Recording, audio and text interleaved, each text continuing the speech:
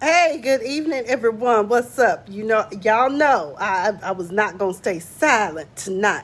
After watching all those lovely people speak and to see all those turncoats from the Republican Party. Yes, what's up? It's your girl, Miss Afiya the Diva. I am your Southern Belle from time to time, and also your little Valley girl from time to time as well, too.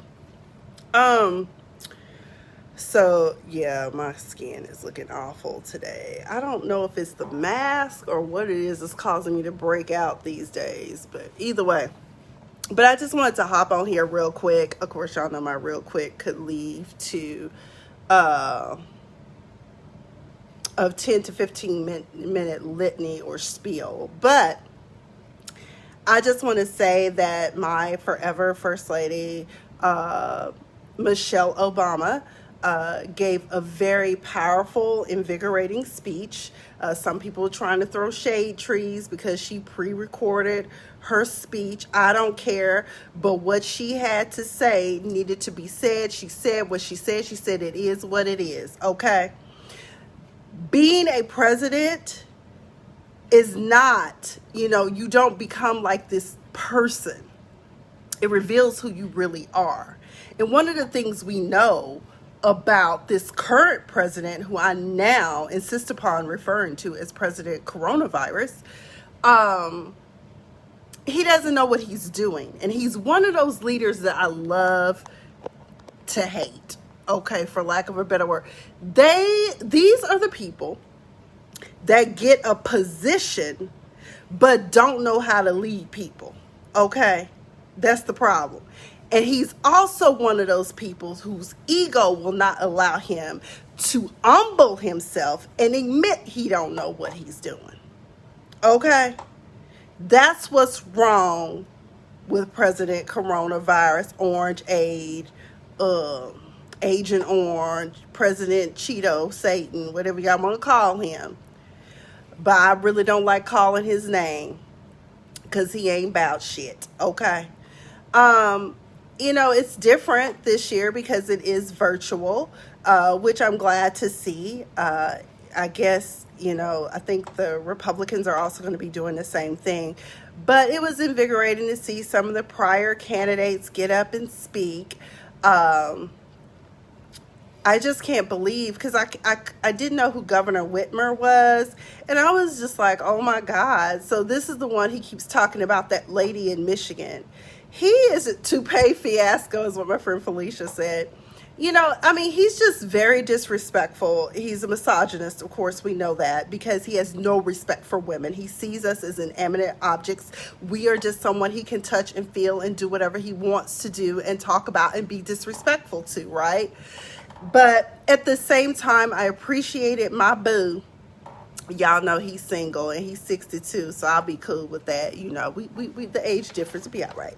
But Governor Andrew Cuomo, I love how he, took and contrasted the pandemic virus as being not only something that is happening in this country, but also being symbolic of what is wrong with this country, and that the virus is just a metaphor. Our immune system is weak. Our government is weak. And I don't know about y'all, but I feel so powerless right now. I'm just sitting here every day, distracted in my own thoughts about, well, what can we do? Do we just show up at the White House in like thousands? But then he'll probably tear gas us or have tanks run over us like he did in DC when people were protesting peacefully, for a photo op. So, y'all, this is a serious matter. I know some of y'all are anti, Democrat, but I want y'all to see these people, because of him, party lines are starting to be crossed on. People see the light. Young man was sitting on there. He said for the first time in his life, he registered as a Democrat. He said, because this president's rhetoric is divisive. It is sad that it took him to be in office for one term for people to realize that, but that's the truth of the matter. He is divisive. He says things flip at the lip. One young lady was on there talking about how her father died because he was such a devotee of President Coronavirus. He has cost people their lives. But people have also cost themselves their lives, because some of these people who claim, oh, we love President Abominate, what would we call him? The blasphemer, coronavirus, what do we call him? We love him because he's Republican. And I keep telling people, I'm like, there is nothing wrong with being Republican. But if you look at the Republican Party today versus what it was, let's say 10 years ago, there is just like, at some point, they gonna all have to concede. We fucked up backing him. He is neither Democrat, he is neither Republican. He is someone who wants to be a dictator. He is taking notes from Putin, that little Kim Jong-il, whatever his name is, that we thought was dead. Now he done rose from the dead, honey. I said, what the? Okay. So, it's like he's doing these executive orders that are out of order. He doesn't know constitutional law. I'm going to tell you, constitutional law is complicated, but there are some basic things we all were taught in civics class. Shit. It's a bicameral government. We have 3 branches. The legislative branch has the power to lay and collect taxes. I believe it's the House that does that. But either way, he's just run amok, and like the Democrats are powerless to do anything, which is why I think they kind of just sit around and twiddle their thumbs. I'm like, God damn, can y'all get like the practice and come up with a plan B and stop staying silent about this shit? I mean, this is ridiculous. And if we keep on worrying about what color Kamala Harris is, who she's supporting, I saw something today and I just shook my head. I was like, baby girl, H-1 visa's been handed out for years. And let me tell you, I found out about how America was importing skilled workers when my torts professor sat with the EEOC in federal court in Tulsa, Oklahoma back in 2000 and I was in law school in 2002, so it must have been around 2003, 2004, when he had to bring a case for skilled workers that were from the continent of Asia, India, and because they were being brought over here to do work for an oil and gas company, and they were being used for their skills, but they were being defrauded, and it was misrepresented. Essentially, they were slaves, is what they didn't know they were. They were put up in these dormitory-like settings and locked in at night after they finished their work. This was like in 2004. Okay, this shit was going on. So, I mean, we've always done that. And if you're paying attention, Angry Wig, President Coronavirus, has been trying to shut that down and close borders for people to come in that are skilled workers. But my issue is this: you don't make education a priority. So I don't know where else you expect for us to get good workers from time to time, because you limit our education abilities. So either way, I was impressed tonight. Of course, I'm always going to be impressed with Michelle Obama. And I was very impressed with Governor Cuomo. I was very impressed with Bernie Sanders, and just hearing everyone just kind of give their perspective on why it's so important for us to get out and vote. And I think the key thing here is also, number one, know when you have early voting. Look up your state. See when you have early voting, if you want to go stand in line, because I'm not going to lie, I'm not really comfortable with doing mail-in ballots. Felicia, he don't even know what Europe is. Either you're going to call it the European Union or you're going to call it Europe.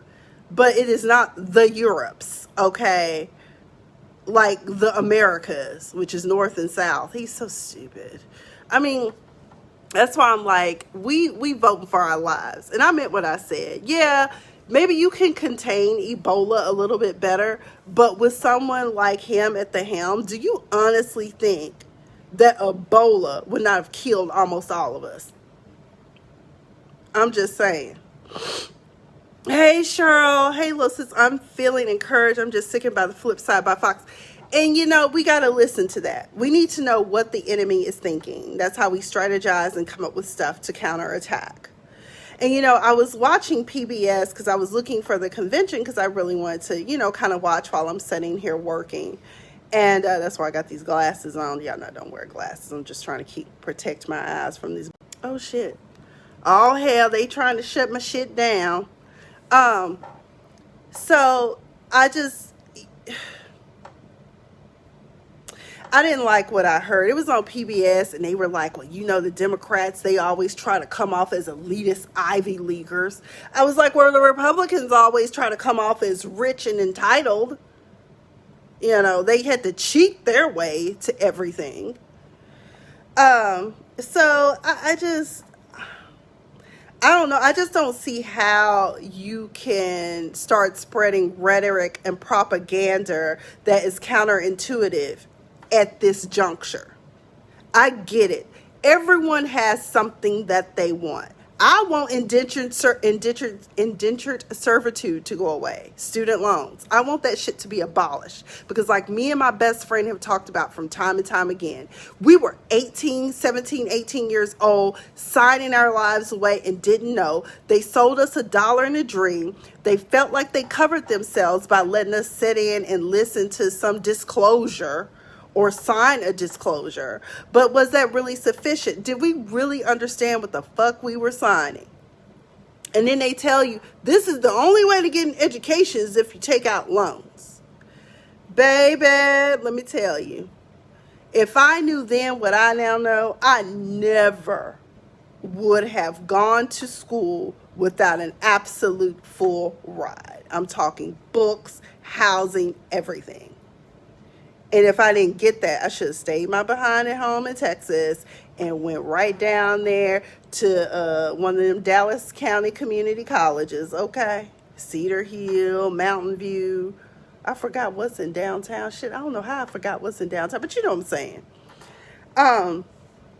You know, I want to get rid of that. But right now, the time we have to be focused on mobilizing, making sure that someone who is competent gets into office, who understands basic government, who is able to appoint people who actually have knowledge about housing. El Centro, that's it. Who actually have knowledge about housing, who actually have knowledge about the education system, who actually have knowledge about health and wellness. Okay? That's what we need. Right now, we don't need to be splitting hairs on the bullshit. I'm sick and tired of hearing y'all talk about, well, you know, Joe Biden signed that crime bill. In the 90s, when crime was rampant, okay? Shit. We were all scared for our lives, okay?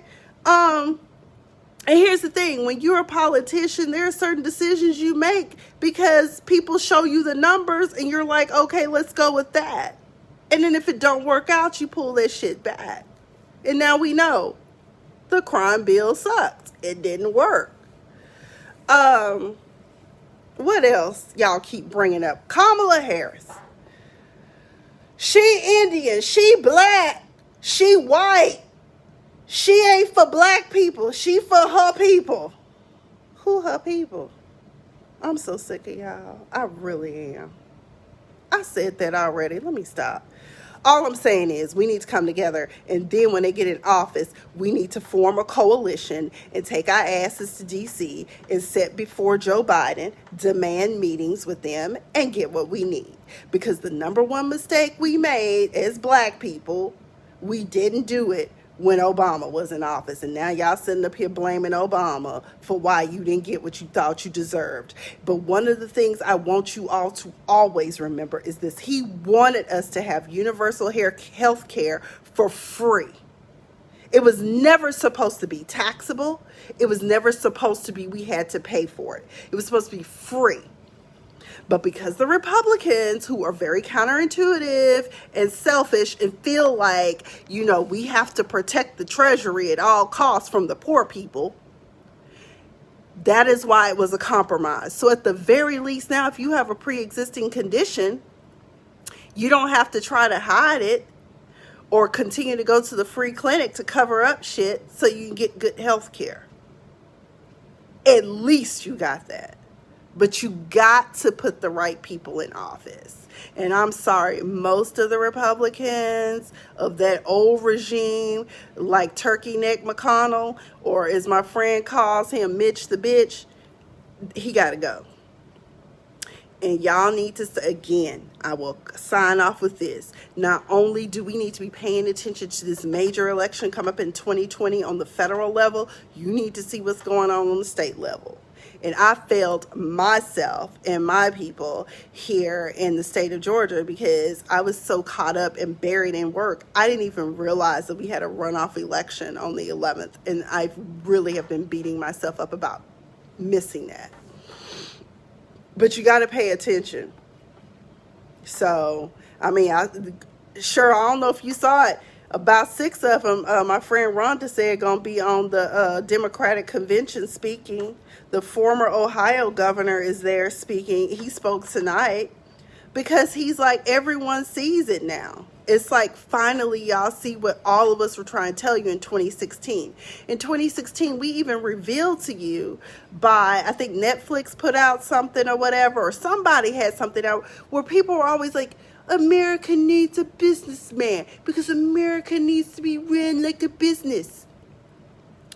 What y'all didn't realize is that Trump ass been running his daddy's businesses into the ground since the day he inherited them, honey. He don't know what he was doing. Okay, he has filed bankruptcy, I know, at least 3 times. Look at what he did to Atlantic City. And you tell me that's somebody you want. Not only that, since y'all always worried about small businesses, there are so many contractors and subcontractors that went out of business behind some Trump deals. Do the research, do your due diligence. That's why I keep saying the number one problem with why people don't know anything or know any better is the fact that no one wants to do research. Y'all hear a sound bite, a quote, and run with it. She said, okay, well, what was the context? I need to see, just like this whole, Melinda Gates thing. I said, let me look this up, because surely she didn't say that black people need to be first. And I found an article, I don't remember what it said, but it was just very, very taken out of context. So, here's the thing.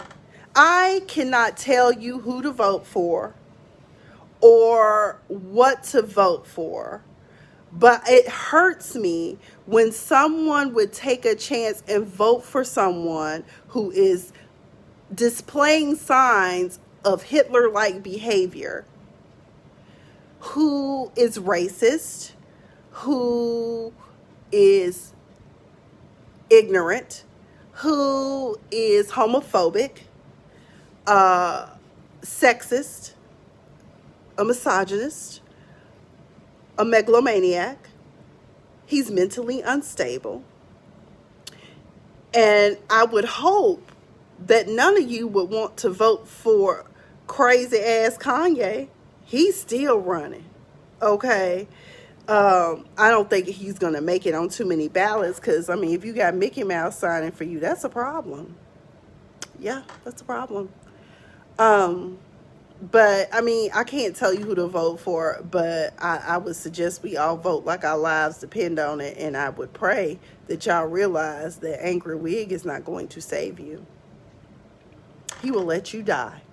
He will let your loved ones die. He will give you misinformation. He will allow people to speak for him in the medical community that are like snake oil salesmen, telling you that the reason why women have fibroids is because they sleep with demons and spirits while they're asleep at night. Like, come on now. Drink bleach, bathe in bleach. It'll heal you from the corona. No, what we need to do is get healed from President Orange Aid coronavirus. That's what we need to get healed from. We need you to go. If you would leave tonight, we would gladly appreciate it. Okay. We would gladly appreciate it. And to all of y'all who are out here spreading that propaganda of birther shit, you just as bad as he is. You are terrible. Okay? You are terrible. That is awful. She wasn't born here. I'm so sick of y'all. Every time somebody biracial come up, y'all always want to immediately start saying they weren't born here. The fuck? I will never understand that. I mean, hell, sometimes I feel like I was born in a foreign country. Mississippi, they so far fucking behind. Okay. Let's talk about that. Okay. So, race shouldn't matter at this point, although it is nice to see a black woman who is a member of my sorority, Alpha Kappa Alpha, in a position of power. But, and I know my friend Kajal, if she ever sees this, she's very happy too, because somebody who's Indian has made it as well. Oh, God. It's just very disconcerting and very disturbing how people... I mean, you believe what you believe, but I'm just like... some of y'all just... I laugh now because I'm like, I'm just going to pray for you. I am. Some of you just, you want to vote your moral rights. That's fine. I believe in God and Jesus, and I believe that some of us need to go in the prayer closet and just do a listening session with Jesus, because I don't think this is it. If y'all want Orange Aid in office, so be it. But you get what you get. And there's a price that comes with it. Sometimes death. Just saying. Anyways, I know where I will be. I'm probably going to order my ballot tomorrow, and I suggest y'all do the same. But tonight, log in to your county and see where you can get your ballot. You can go pick it up, have it mailed to you, whatever. But we need to get on the good foot, and we need to put boots on the ground, because he is doing everything he can. I'm going to tell you right now, I know, and I said this before in a previous video, I know for a fact he has been tampering with the mail. He put that dude in power who is a staunch supporter of him, and he has put in these policies. How the hell is it you going to take mail sorters out? Like, what is the deal with that? I don't understand how it's too costly to have something that's already set up. Why are you going to move it out? What is that about? What is that about? But order some stamps, okay? They have some really nice stamps, right now at the post office. I got a sheet for $11 in my cart and had my credit card on me at the time, so I got to go ahead and put that in. But get your mail-in ballot. And I know for a fact that mail is delayed, because usually by the 5th day, my clients get their statements. Some of my clients just got their statements today. And it's the 17th of the month. That's how I know they are doing everything they can. So think of it this way. If somebody normally gets a statement on the 5th of the month, if you mail in your ballot, it might not make it there. So we might as well start mailing them in now. Whenever they tell us go, mail them in. Okay? Or, do early voting like I probably will. I feel more comfortable standing in line and going to early vote. So either way, I'm going to keep watching. I'm going to keep commentating, providing my little comments here and there. But I do feel like, Michelle Obama spoke a lot of truth tonight, and it's true. When he became president, it really revealed who he was. And he is not a leader. He is a coward. And he is too afraid to admit, help me, I don't know what I'm doing. Or be the bigger person, just step down. It's not an easy job. It is very complicated, like she said. And it requires a lot of work, a lot of late nights, early mornings. I know I couldn't survive that shit. I would never want to run for president of the United States. I just want to be on the school board or city council or somewhere, trying to help these children. But anyways, I'm praying for all of you all who are educators who may have to go back into the classroom. I'm also praying for y'all who will have to deal with technology and trying to keep some children alert. during the Zoom, WebEx, Blackboard, whatever it is, whatever platform it is. I will be praying for you guys. Educators are so important. And I do pray that also with this new administration coming in 2021, that they do address with the states their failure to pay teachers a livable, thrivable wage. Because you should not be on struggle all the time. You should not have to be working 2 and 3 jobs and side hustles to be an educator. You should be getting paid way more than that. Way more. So I hope that's addressed. But that's all I've got. Good night, y'all. I got to finish drafting this letter and then I'm going to bed because shit, my ass was up till 1 o'clock yesterday working. Don't get me wrong. I love what I do, but it is a lot of work. It's a lot of work. But I did get a good kiki from one of my clients. She's a vibrant 80-year-old who kept me laughing today. So I appreciated our conversation. And I guess her secret to longevity and being spry, girl, get you a younger man. I said, all right, girl. Okay. She told me, I met my husband when I was 38 and he was 25. I said, what? I was like, at least his frontal lobe was fully developed. But anyways, that's all I got. Y'all have a great night. Love you guys. I've been Miss Afiya the Diva.